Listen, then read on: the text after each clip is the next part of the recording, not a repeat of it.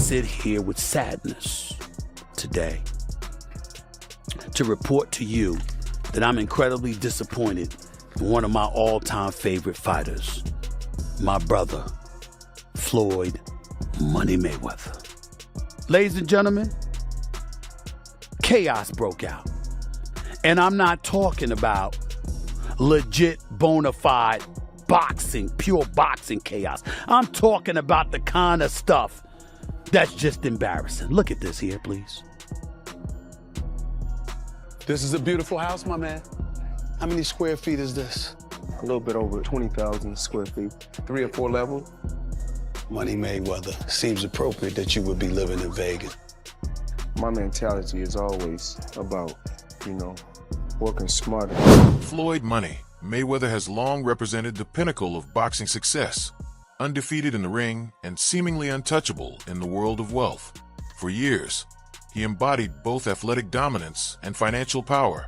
However, recent discussions have raised serious questions about whether that financial image is as solid as it appears. Sports commentator Stephen A. Smith has publicly expressed doubts about the strength and stability of Mayweather's business ventures. Now, headlines are swirling around an alleged $42 million controversy that has sent shockwaves through the boxing community.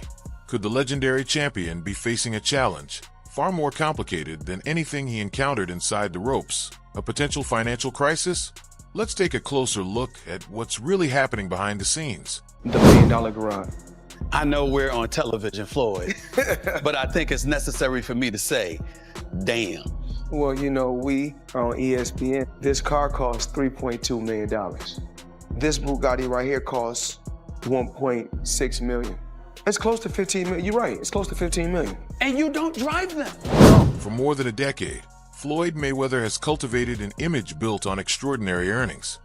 He has repeatedly highlighted the staggering sums he claimed to generate whenever he appeared in a major event. Over time, his public persona became inseparable from the idea of record-breaking purses and unmatched financial success. In the world of sports, his name evolved into a symbol of enormous paydays and elite-level wealth. You did. Who got the highest gate? Floyd Mayweather. Who made the most money? You did. Who was the most accurate fighter of all time? You were. So it's basically saying that... The greatest of all time. Okay. Now, a prominent figure in combat sports is challenging that long-standing narrative. Former UFC title contender and outspoken analyst Chael Sonnen has begun publicly questioning the authenticity of Mayweather's financial claims. Sonnen has gone as far as suggesting that the image of consistent 9-figure payouts may have been carefully constructed marketing rather than hard financial reality. In his view, the massive fight purses that fueled Mayweather's larger-than-life reputation could have been more about perception than proof, a spectacle designed to amplify the brand. Fake news. Yeah. Why is he saying that? What does that even mean? You can trust the news. There's no such thing as fake. People were dressed up as empty seats, and I mean thousands of people. No. I bought my mother's ticket that day. That day, my mother decides that she wants to go to the fight. So I'm in there and I'm telling the world that this place is sold out because that's what's on the screen. And I go, it's not even close. Yeah. This isn't like, it's pretty much full. This isn't, there's thousands of empty seats. That was the first time that in my own life I ever just, wow, fake news is real. Wow. And then Mayweather, they wanted a rematch. They were begging. They were doing more media trying to get a rematch than they did leading into the first match. And the guys... Mayweather frequently displayed symbols of wealth, designer timepieces, chartered flights, and what he claimed were impressive bank balances. However, Sonnen argued that none of it amounted to concrete financial evidence. There were no independently verified media contracts or outside confirmations, only attention-grabbing claims without documented backing. Puts that press release and sends it out. What? Never has a company that's publicly traded had an executive back those numbers. They're all... That's where the uncomfortable question begins. Is Mayweather's financial empire as solid as it once appeared? Or has it been fueled more by image than evidence? Skepticism hasn't come from just one corner. Legal disputes, reports of unpaid luxury purchases, and controversy surrounding cryptocurrency promotions have all added to the noise. What was once marketed as a symbol of endless wealth now faces increasing scrutiny. For years, Mayweather embodied financial dominance in boxing. He didn't just earn money. He built an identity around it, private flights, extravagant spending, designer collections. The lifestyle became part of the legend. But lately, observers claim the polish is wearing thin, and the questions are growing louder. Rumors have even surfaced suggesting financial trouble, though few say it outright. Most commentary comes from past opponents who have little reason to hold back. Among them is Oscar de la Hoya, once a fierce rival, later a surprising defender. Even he has recently appeared more cautious in his support, acknowledging that the narrative may not be as untouchable as it once seemed. Stop embarrassing yourself with these exhibitions. I know life is hard, I know life is expensive, but come on, dude, put your legacy first. Nobody wants to remember you like this. And it gets worse, your jeweler filed a lawsuit against you in Miami. And many are saying you're gonna have to sell off your assets. I hate seeing this happen, bro. Hearing these words from De La Hoya, someone who knows both the fighter and the business side of boxing, felt less like criticism and more like a financial eulogy. Ongoing legal disputes over jewelry, persistent rumors about assets, and a string of exhibition matches all cast doubt on the so-called billion-dollar empire that many assumed was untouchable. The shift is striking. A former rival now speaking with concern instead of confrontation sends a louder message than any ledger ever could. But Mayweather didn't stay quiet. While De La Hoya expressed his doubts, Floyd reminded the public of the tangled history between them. In the world of money and loyalty, he has long suggested that not everything on De La Hoya's side of the ledger was above board. He was fighting on my undercard. He was the co-main. We helped build this guy up. And you know what Oscar De La Hoya do? You know what Mr. Loyal Oscar De La Hoya do? I'm sorry, Mr. Disloyal Oscar De La Hoya do? He take him right over to HBO and cut a deal with HBO. And when he cut the deal, he got money, but I bet Canelo didn't see none. But these are the things that people don't know about in a sport of boxing. For someone whose career was built on showcasing wealth, this story goes far beyond old rivalries or controversies with fighters like Canelo.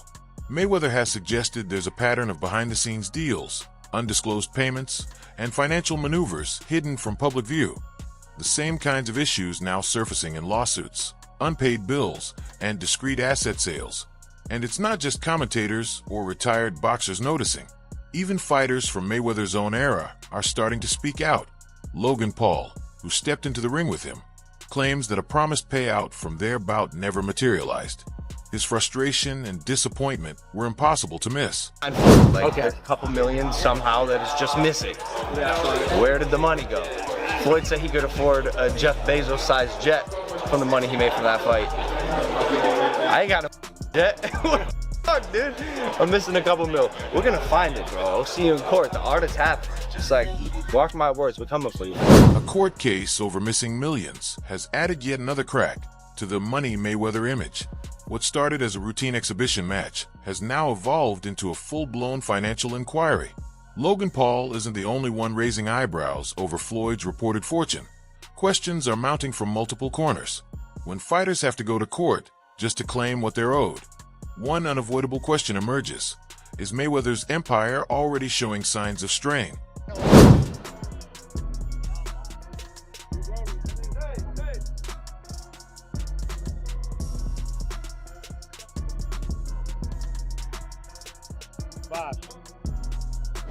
As Logan Paul pushed ahead with his lawsuit over an unpaid portion of his payout, Mayweather responded in his usual manner. He downplayed the situation, pointing to business complexities and treating the dispute as if it were nothing more than small change. Just like I'm still collecting checks from fights 7 to 8 years ago. I'm still collecting checks. Why? Because I made smart moves and I'm my own boss. So they hate when a table is turned. You know, look how many years they've been owing us money. But we don't never trip. So now when the table is turned, they say, oh, you owe us something. Be happy with the biggest payday you ever got. Floyd's casual dismissal made the lawsuit seem almost routine, but the bigger picture told a different story. From unpaid fighters to jewelers taking legal action and whispers of quiet asset sales, pressure appeared to be mounting from every angle. No amount of swagger could mask the growing list of people still waiting to get paid. Logan Paul's public frustration revealed a side of Mayweather's business that few fans ever see. Floyd wasn't just making money inside the ring. He was orchestrating everything around it, from buying up entire blocks of tickets before they went on sale to reselling them at huge markups. His hustle extended far beyond fight night. It's the promotional arm of his fights. It's why, in part, he makes so much money, because whereas a normal promotional company will take 30%, he is that. And so oftentimes for his fights, before the tickets can go on sale to the public, or like right as they go on sale, he'll buy a whole wing, a whole section, and then he'll sell them at a higher price, marked up, so he can make, like all the floor seats. He takes all of them. All of them, 3, 4, 5X, and it's. Logan even acknowledged that the strategy itself wasn't illegal or unusual for someone managing their own promotions. The issue wasn't the ticket reselling. It was that investors were kept in the dark, while millions disappeared once the seats had been sold. This particular lawsuit, he had an investor pay $1.4 million in total for this section, and the investor was promised that the seats would sell at I think a 7 to 8x multiple, and he expected a return on his investment. And sure enough, he didn't get his initial investment back. He's strung along. He gets like 100K here and there, strung along, not getting paid. Now his investment allegedly is being rolled into Floyd's alleged fight with Manny Pacquiao, and so the investors being strung along on this thing, and eventually, like us, it's like, yo, we're simply not getting paid in full. Like, we've been fucking dragged along for way too long now, and this guy finally filed a lawsuit against Floyd Mayweather. So that's the one that's actually active and pending, and then here we are. What began as a clever business strategy gradually morphed into allegations of broken promises, unpaid returns, and courtroom disputes. Logan's claims highlight a broader pattern. Fighters, investors, and business partners are still waiting for Floyd to settle outstanding debts. Meanwhile, Mayweather continues to flaunt private jets and extravagant shopping sprees. But the cracks in his so-called Money Mayweather empire are becoming impossible to ignore. And this time, the criticism isn't coming from journalists or former promoters. It's coming from fighters who actually shared the ring with him. According to Logan Paul, the real battle didn't end with the final bell. It started once the cameras were off, and the promised paycheck is still nowhere in sight. No, he has not paid me in full. That is a fact. No Short way. a few mil, yeah. Wow. Still a few mil. Yeah, oh yeah. Have you been in contact with him? Nah, we're taking this for the court. No, are you being serious? Is this like a Do I look serious, lady? You do. I'm just making sure. I apologize. Really? I'm just... Nah, I'm fucking with you. I'm not fucking with you. Yeah, we're taking him to court. No way. Yeah. Oh my goodness. So, see you in the courtroom. Congrats, you're going to prison. Once Logan's statements went public, the image of Mayweather's untouchable wealth took another hit. This wasn't speculation from an outsider. It came from someone who shared contracts, the ring, and the spotlight with Floyd. Yet, Mayweather remains unapologetic, continuing to flaunt his extravagant lifestyle. He maintains that his success is indisputable and that his empire is the result of hard work, savvy business moves, and sharp financial instincts. When everything is okay, I still got my private jets. Let me put an S on that because I got 3 of them. Still got my private jets. I still have all my beautiful homes, still have all my properties everywhere, and still making millions. For Mayweather, these statements aren't just boasting. They're evidence, in his eyes, that he's still a dominant financial force. Despite mounting criticism, his extravagant lifestyle continues to draw admiration and envy across the sports world. But not everyone sees it that way. Analysts like Stephen A. Smith have been vocal about their concerns. Smith has criticized Floyd's trend of exhibition matches with non-boxers, particularly his fight with Logan Paul, arguing that these ventures prioritize quick money over preserving the legacy he built in the ring. Are as great as Floyd Money Mayweather. Everybody doesn't deserve to be in your space. I know you like to make money. You're never going to stop making money. Very, very few people on the planet know how to make money like you know how to make money. But some of this stuff has got to stop. You want to get Conor McGregor in the ring for an exhibition match? All right, that's fine. You know, Conor sold that. It was great marketing. He's not a boxer, but hey, he was a knockout artist in the UFC. I get it. Fair enough. But what I'm trying to say is this. When you're great, when you're elite, not just anybody deserves to be in your pristine space. And what I mean by that is I'm not talking about on the street or anything like that. Boxing is your thing. Smith acknowledges that Mayweather's ability to generate income is unparalleled, yet he argues that these exhibition matches with non-boxers don't honor the sport, they diminish it. In his view, Floyd has already proven everything in the ring and should focus on preserving his legendary status rather than chasing fleeting headlines. They say the higher you climb, the harder you can fall. And for Floyd Mayweather, that fall may already be happening behind closed doors. The man once seen counting millions on camera now faces lawsuits, unpaid obligations, and whispers of financial instability. For years, Floyd sold the image of being untouchable, the pay-per-view king, the embodiment of luxury, the man who transformed boxing into a billion-dollar spectacle. But what if much of that wealth was more illusion than reality?